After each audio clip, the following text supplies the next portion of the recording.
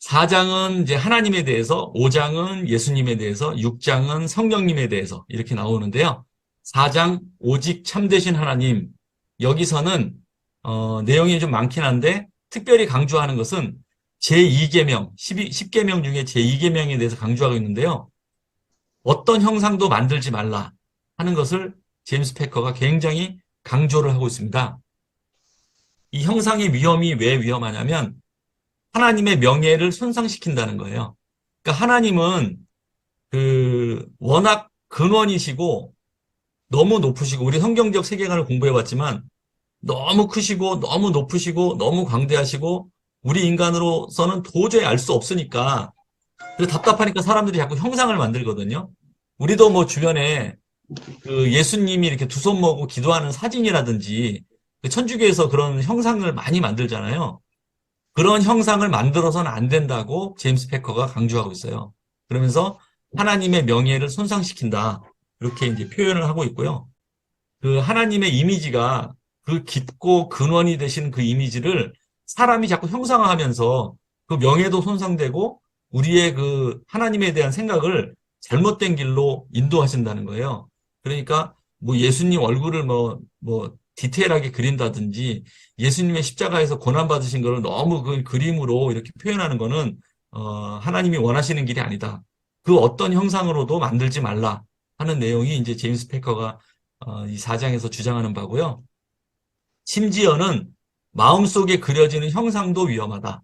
예를 들자면 뭐 하나님은 우리의 건축가, 뭐 지난주에 우리가 공부했지만 하나님은 우리의 목자, 뭐 하나님은 우리의 아버지, 이런 것들도 사실은 그 중심의 그 이미지만 떠올려야지, 건축가가 이제 뭐 설계하고 나무에서 못을 박고 이렇게 너무 디테일한 건축가의 그 이미지가 우리 마음속 형상으로 들어오는 것도 조심해야 된다. 그런 형상이나 그런 이미지가 하나님의 그 높으신 그 숭고한 그 근원을 표현할 수가 없는데, 잘못하다가는 하나님의 그 근원적이고 그 주대심, 그리고 그 온전하심을 손상시킬 수 있다. 이제 그런 위험을 이야기하고 있고요. 그래서 우리는 선지서나 시편에 나와 있는 그 하나님의 그 영감을 통해서 성경을 쓴 그 선지자들이나 그런 왕들이나 하나님의 사람들이 이야기하는 그 언어적 묵상, 언어적 상상력을 통해서 하나님을 찬양해야지, 자꾸 눈에 보이는 형상을 추구해서는 안 된다 하는 내용이 이제 4장에 잘 나와 있습니다. 5장은 예수님에 대한 설명인데요. 제목은 성육신하신 하나님, 이렇게 표현되어 있어요. 성경에서 가장 큰 신비가 있는데, 인간의 머리로는 잘 이해가 안 되는 가장 큰 신비가 삼위일체와 예수님인데, 삼위일체 우리가 알다시피 이제 하나님, 예수님, 성령님이 한 분이시라는 거죠. 한 분인데 또 세 분이시고 일은 또 따로따로 하시면서, 그럼에도 불구하고 우리가 또 하나님은 한 분이다. 이게 이제 사람이 참 이해하기 힘든 그 이야기고요. 하나는 예수님이 하나님이면서 동시에 사람이시다. 신성과 인성을 동시에 가지고 계신 분이다. 그래서 이 책에서 예수님을 하나님으로 보는 거 시각의 걸림돌 4가지를 얘기했는데, 하나는 예수님이 죽으시는 거예요. 사실은 예수님이 부활하신 것도 사실은 놀랍지만, 신인데 죽으신다고? 이게 이제 이해가 안 되는 거죠. 죽으셨다, 신이 죽으셨다. 그래서 이제 이게 예수님을 하나님으로 보는데 제일 큰 걸림돌 중에 하나가, 예수님이 죽으신다는 거, 신이 죽는다고? 이게 참 이해하기 어려운 개념이다 하는 내용을 제임스 패커가 얘기하고 있고요. 두 번째 걸림돌은, 아니 신인데 이 아이는 누구인가?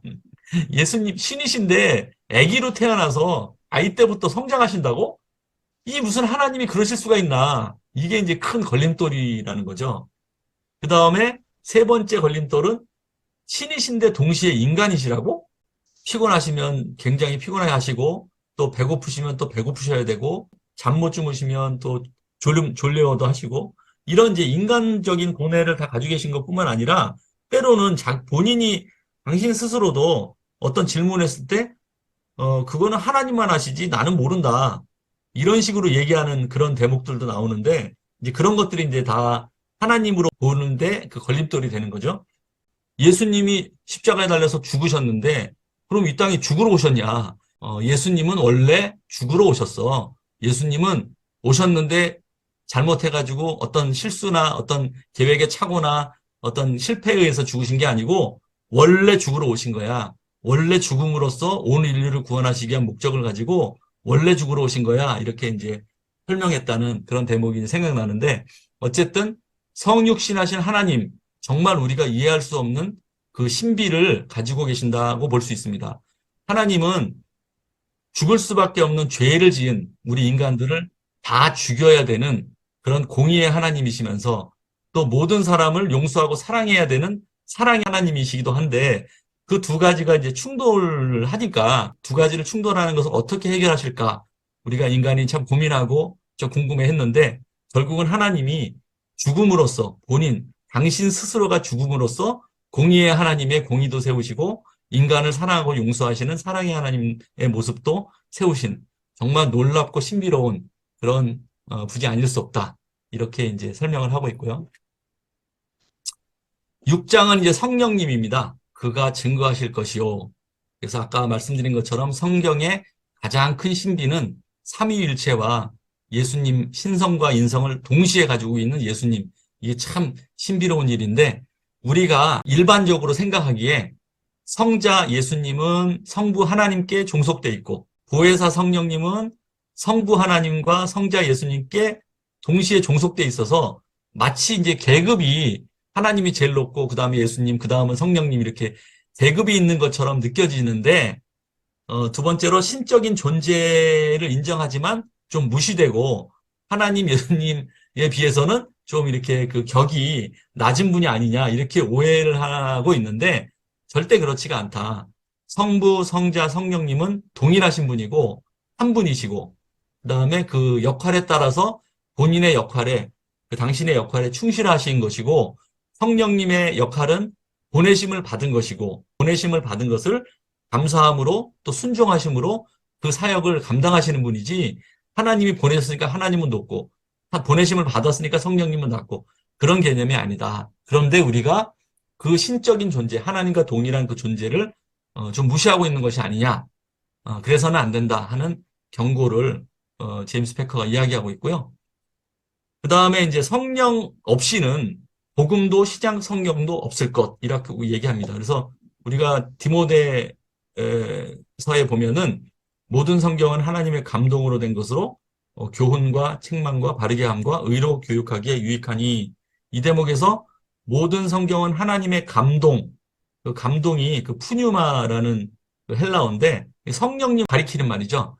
그래서 성령님이 감동을 하신 그 감동을 받아서 복음도 또 신약 성경도 쓰여졌고 그리고 예수님의 제자들이 전도할 때마다 사람들에게 가르칠 때마다 예수님의 하신 말씀이 생각나게 하시고 그 상황에 제일 적합한 말들이 떠오르게 하시고 이렇게 감동하시고 그런 이제 성령님의 역할이 굉장히 중요하다는 내용을 강조하고 있고 그 다음에 성령께서 예수님의 제자들이나 사도들에게만 감동하신 것이 아니라 우리 각 사람 마음도 다 감동하시고 생각나게 하시고 깨닫게 하시기 때문에 성령 없이는 믿음도 중생도 구원도 있을 수 없다. 그러니까 하나님은 온 우주를 창조하시고 지금까지 관리하시고 다스리시고 예수님은 이 땅에 오셔서 모든 인류를 십자가에 대속하심으로 구원하시고 성령님께서는 그 두 분의 보내심을 받아서 지금도 살아 역사하시면서 온 인류 각 한 사람 한 사람마다 깨닫게 하시고 생각나게 하시고 믿게 하시고 그래서 우리를 구원해 주시는 그런 귀한 하나님이시다 하는 내용을 강조하고 있습니다.